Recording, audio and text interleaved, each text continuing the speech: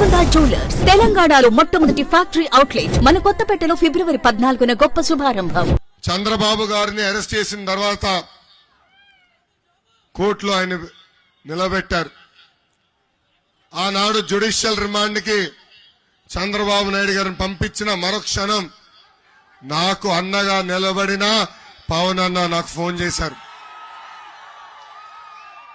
ఆనాడు ఆయన నాకు ఒకే ఒక మాట చెప్పాడు, తమ్ముడు మీరు అధైర్యపడద్దు, మీకు అండగా నేను నిలబడతాను, మీకేం సమస్య ఉన్నా నాకు పిలిపి నేను వస్తాను అని ఒక అన్నగా నాకు అండగా నిలబడ్డారు పవన్ అన్న. ఏకంగా పవన్ అన్న ఆనాడు ఆంధ్ర రాష్ట్రానికి ప్రత్యేక విమానంలో రావాలనుకుంటే ఆయన ఆపింది ప్రభుత్వం. ఆయన ఫ్లైట్ కి పర్మిషన్ క్యాన్సిల్ చేసింది ప్రభుత్వం. అంతేకాదు రోడ్డు మార్గంలో వచ్చేదానికి ప్రయత్నిస్తే దాదాపు 3 గంటల సేపు ఆయన రోడ్డు పైన ఆపేసింది ప్రభుత్వం. ఆనాడే పవన్ అన్న నిర్ణయించుకున్నారు, ఈ సైకో జగన్ ని రాష్ట్రాల నుంచి తరిమి కొట్టాలని.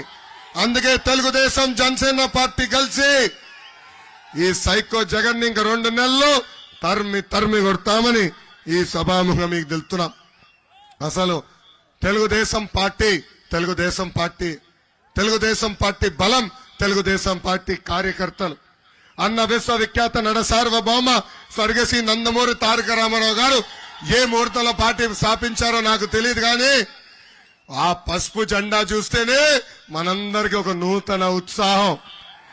వైకాపా నాయకులకి కార్యకర్తలకి బూమ్ ప్రెసిడెంట్ మెడల్ కావాలి, కానీ మనకి చంద్రబాబు గారు కదిలి రా అని ఒక పిలిపిస్తే పరిగెత్తుకుంటూ వెళ్లే కార్యకర్తలు మనకున్నారు.